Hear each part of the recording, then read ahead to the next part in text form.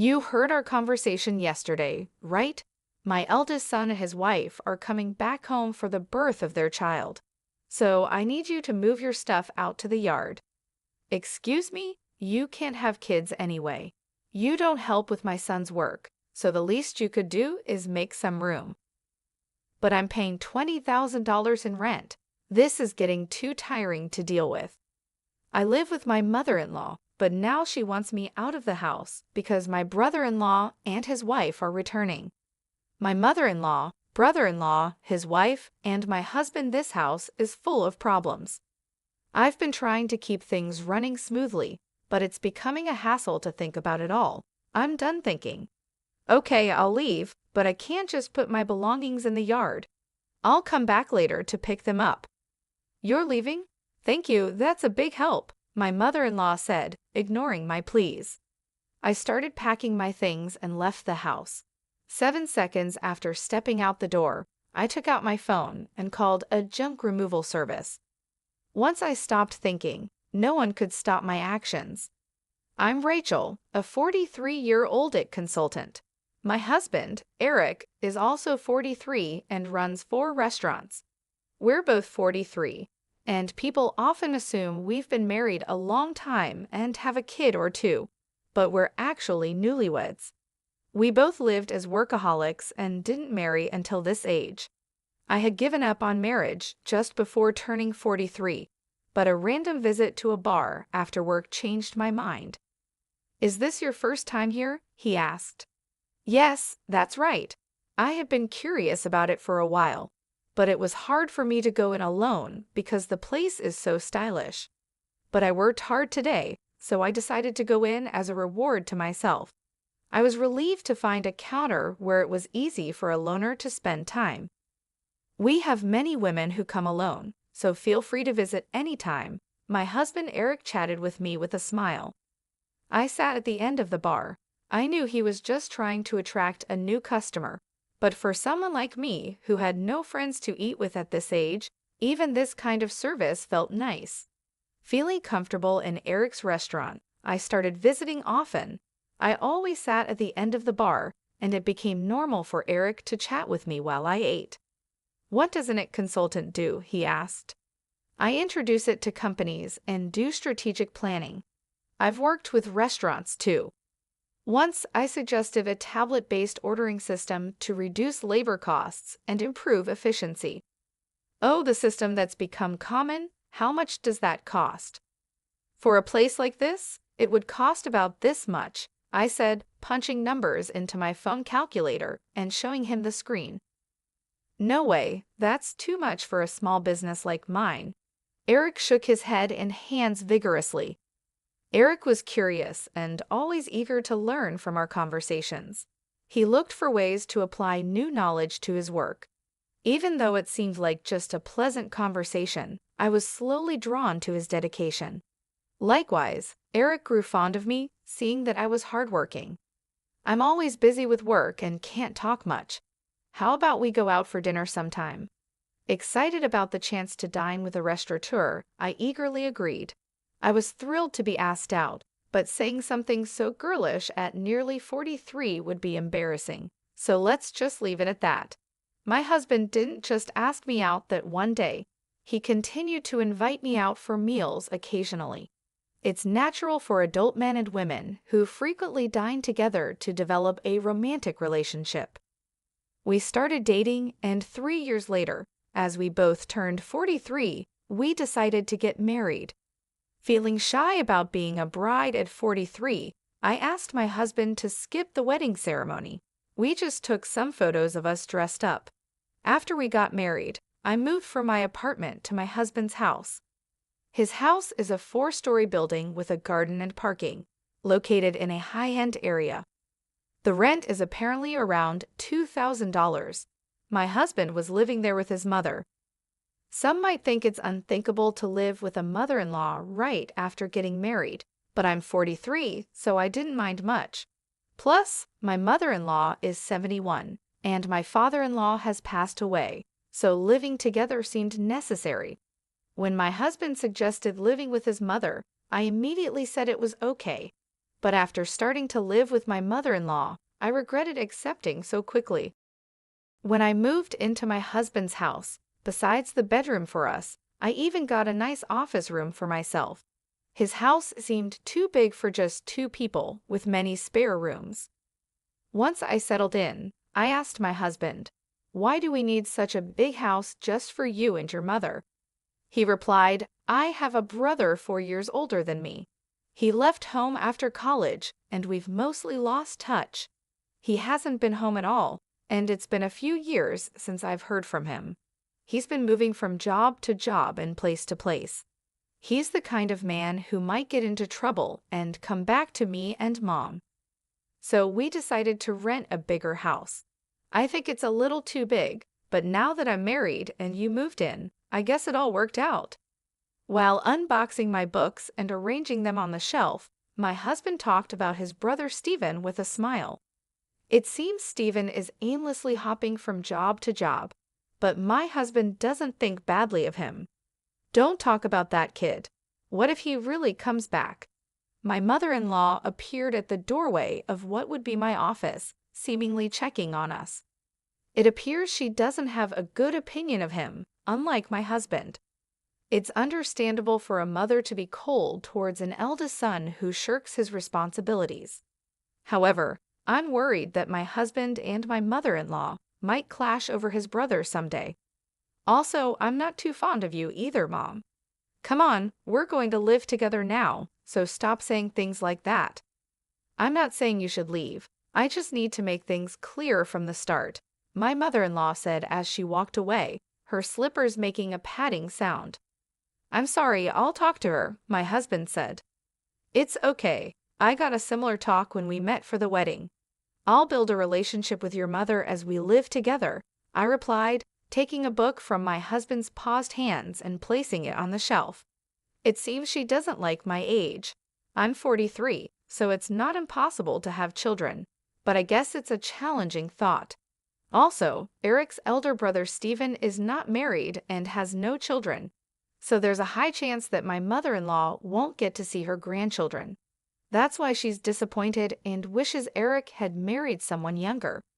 To her, Stephen, who doesn't fulfill his role as the eldest son, and I, who can't fulfill my role as a wife in her eyes, are probably the same. I understand her feelings, but I can't change my age." Once the move was finished and our married life began, my mother-in-law's coldness towards me became clear. She ignored me when I spoke and tried to avoid me. It's a bit lonely, but since there's no harassment or physical violence, I guess it's okay for now. I could build a relationship with her over time. My bigger concern is Eric.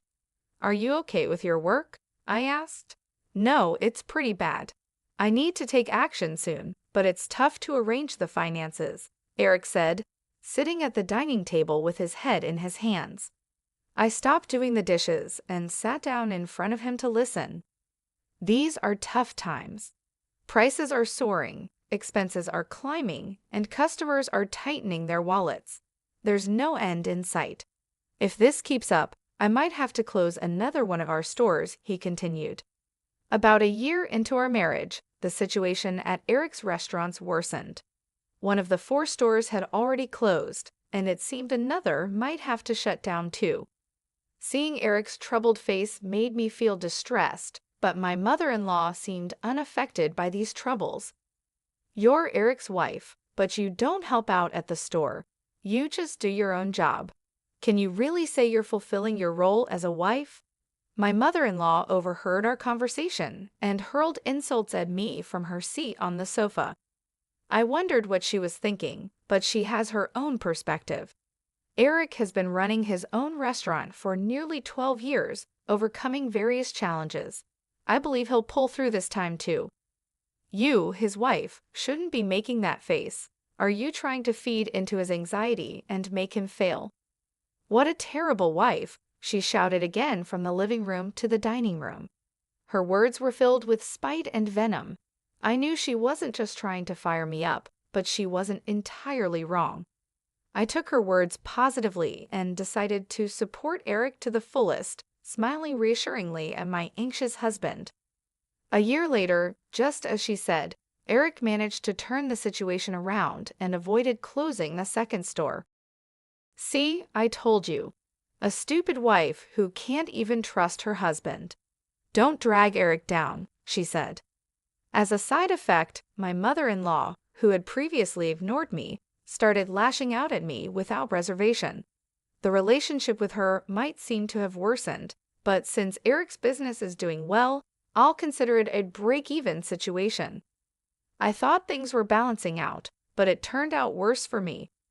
Eric, having stabilized the business and with a bit more money, seemed to get carried away, and I heard rumors about his affair. What is he thinking?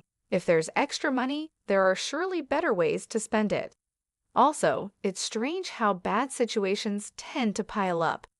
Having seen Eric's business revenue drop, I know this all too well, but I never thought it would happen to me. Eric, Stephen called. His girlfriend is pregnant. That's great news.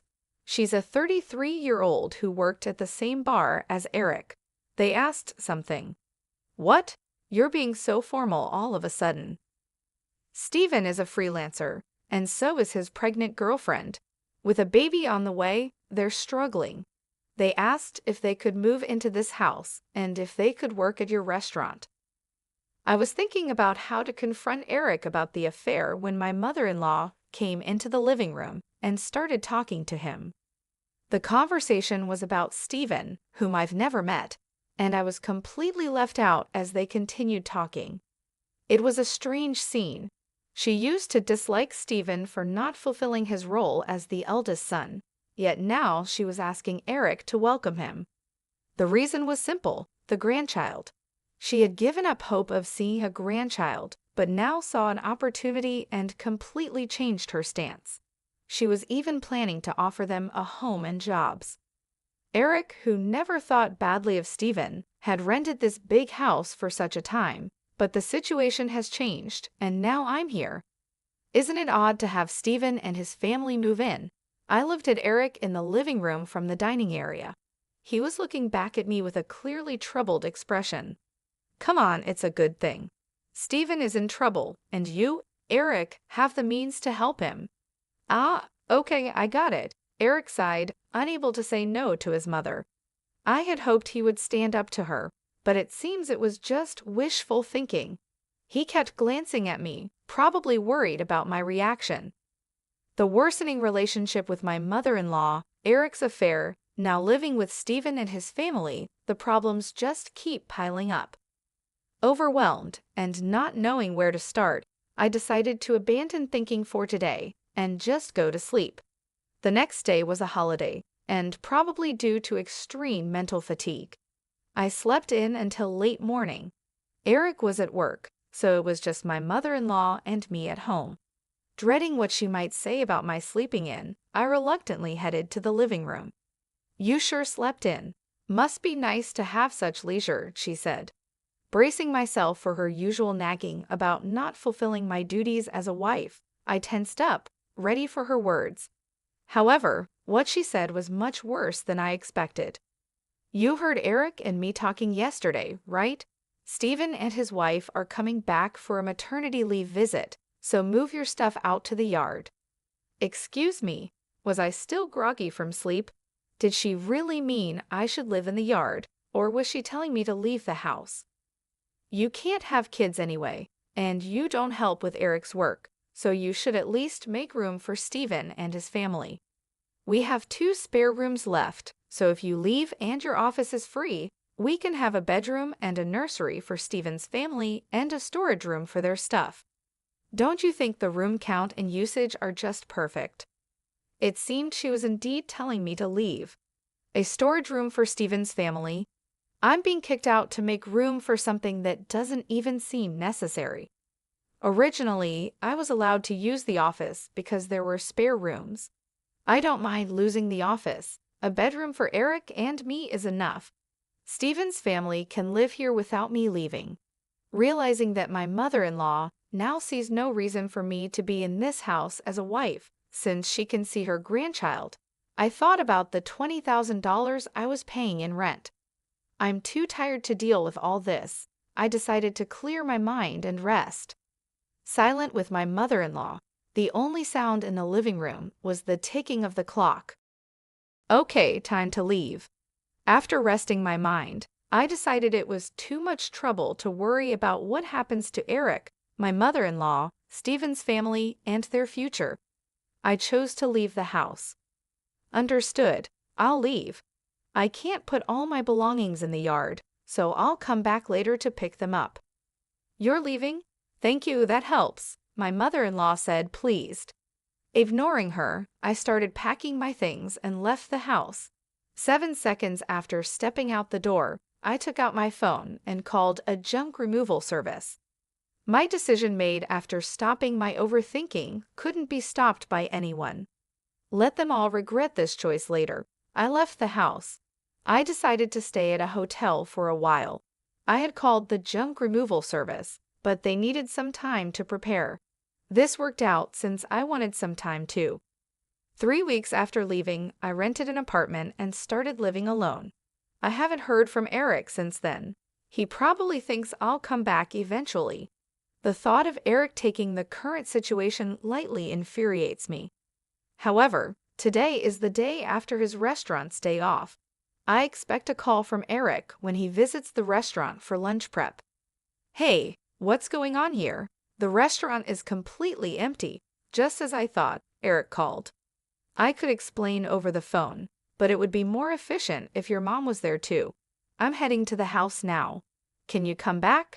You can't open the restaurant anyway, right?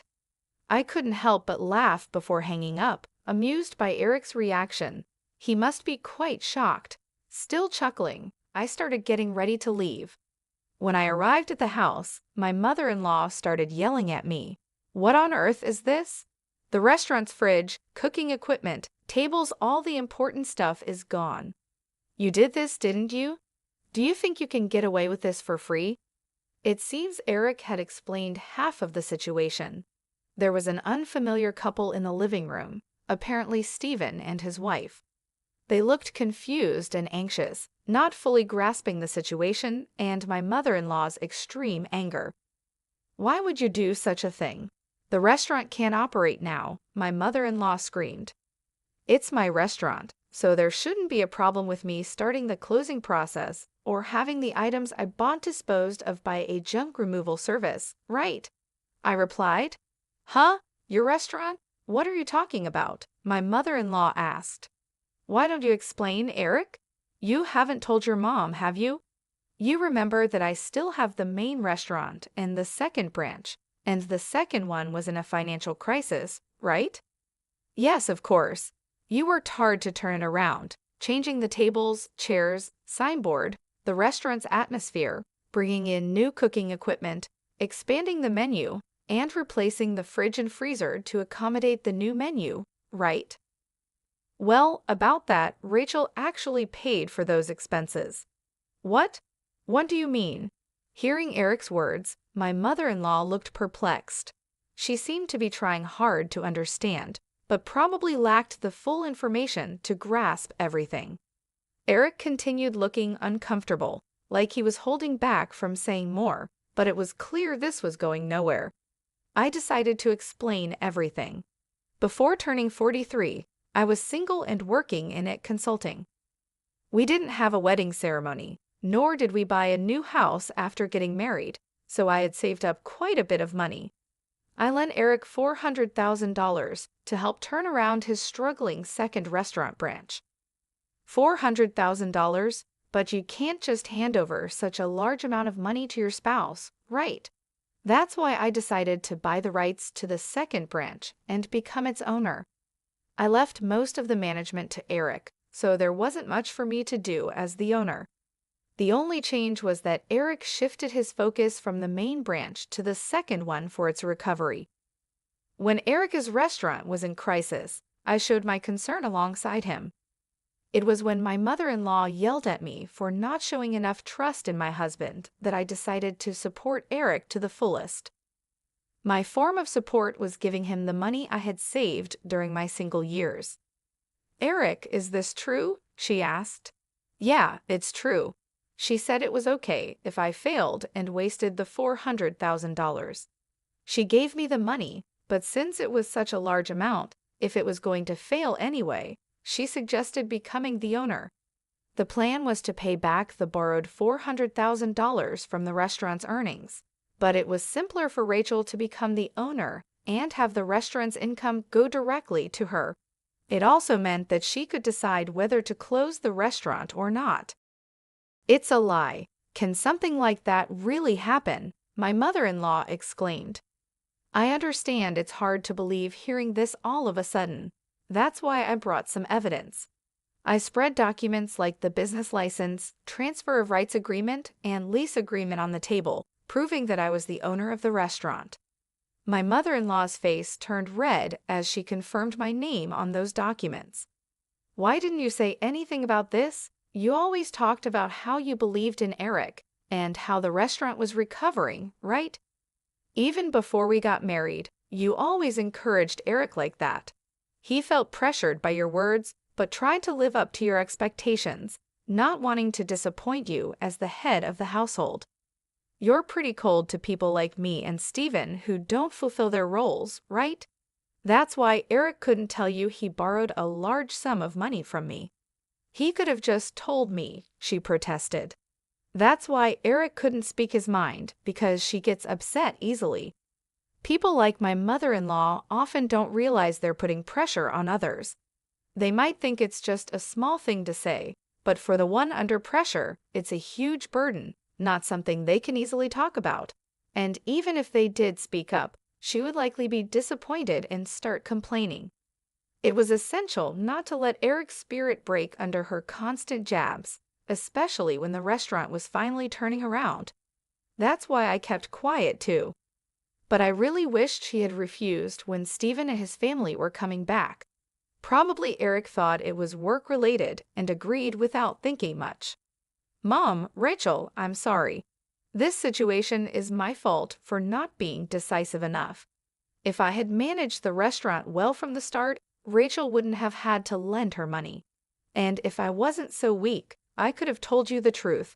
If Rachel decides to close the restaurant, then that's it. But what about the part-time workers? My mother-in-law asked. Don't worry.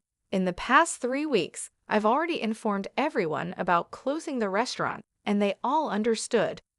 For those interested, I've arranged part-time work at other restaurants through my IT consulting contacts. That's a relief. That was my only concern. So everyone was in on this? Rachel showing me an empty restaurant as a surprise, and everyone keeping the closure from me? Eric, I'm sorry too. I've been pressuring you. And Rachel, I'm sorry for everything up to now. I won't tell you to leave again. My mother-in-law apologized, and it seemed as if everything was resolving nicely. But that's a misunderstanding. I'm far from being satisfied, and the discussion is far from over. Let's settle this matter next. What's this? A divorce papers. When I placed the divorce papers on the table, Eric picked them up in shock. What does this mean?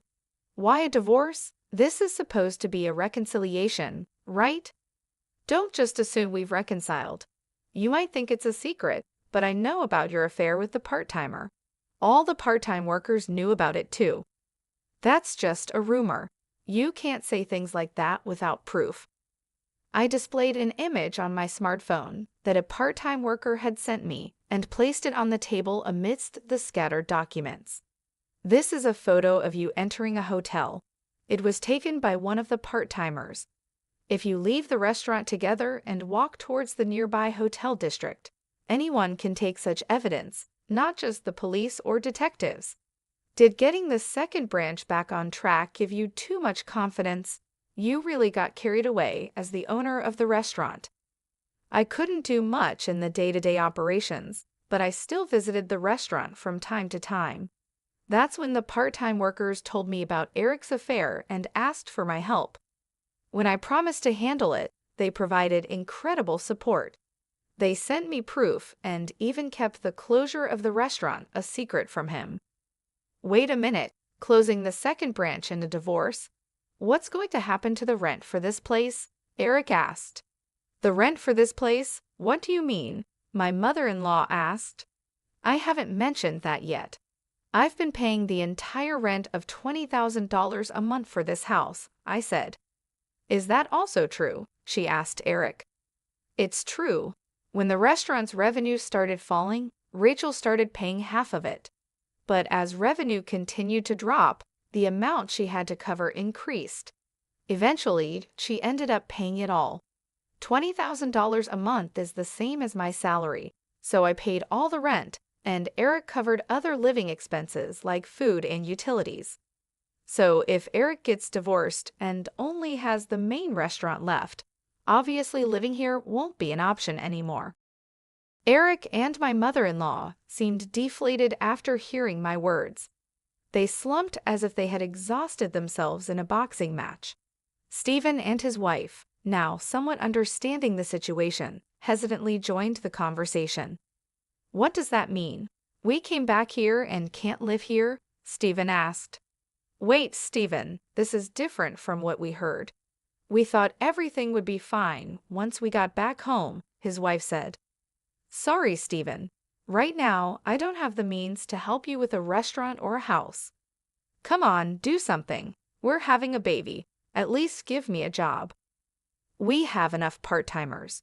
In fact, we need to cut down on staff costs. Eric will work hard, so just wait a bit longer. That's what I'm talking about. Stop saying things like that. Hey, what about my house and job now? Stephen shouted. Eric, my mother-in-law, and Stephen started arguing about their future lives. Stephen's wife, whose name I still didn't know, looked uncomfortably out of place. I had delivered the news about the restaurant's closure and the divorce, so my business here was done. I was tired of constantly trying to smooth things over with Eric and his family, and I refused to live with Stephen and his wife. I didn't care what happened to this house next. They could discuss it amongst themselves. I left the house amidst their shouting. After that, having evidence of the affair, I was able to divorce Eric smoothly. I could have demanded alimony for the affair, but I had a job and didn't need the money. I wanted as little to do with my ex-husband and his family as possible, so I didn't ask for any compensation after our divorce. My ex-husband, Eric, couldn't afford the rent and had to leave the house with his whole family. Financially and emotionally strained, Eric, who had been taking care of his mother, argued that it was actually Stephen's responsibility as the eldest son. But Stephen, who came back without any money, couldn't take care of her.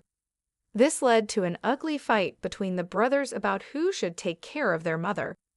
In the end, with no income, Eric had to take her in, but this fight ruined the relationship between the brothers. As a result, Stephen and his wife disappeared again, cutting off all contact. Witnessing the brothers' dispute over her, the mother-child relationship also deteriorated. Now, Eric and his mother are living together reluctantly in a smaller apartment. It's not as spacious as the previous house, and they have to see each other all the time, but they hardly talk, creating an awkward atmosphere in the house.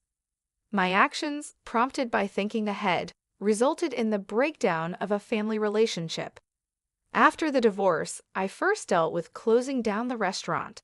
It was a bit of a hassle, but as the owner, it was my responsibility. However, the fridge, cooking equipment, tables, and chairs I had removed were fairly new, so I managed to sell them at a good price. Adding just a little more money allowed me to finish the restaurant's closure. Though it was a brief period, being a restaurant owner and handling its closure was an experience. I believe these experiences will be useful in my IT consulting work someday. I guess work suits me better than marriage. Convinced of this, I continue to work hard today.